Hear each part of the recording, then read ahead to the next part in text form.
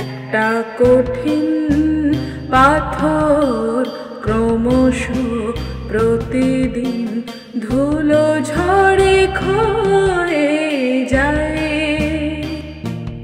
চোখের মনিতে বিধে গুঁড়ো পাথরের দৃষ্টতা আমাকে কেবলই কাঁদায়। একটা কঠিন পাথর ক্রমশ প্রতিদিন ধুলো ঝড়ে ক্ষয়ে যায়। চোখের মনিতে বিধে গুঁড়ো পাথর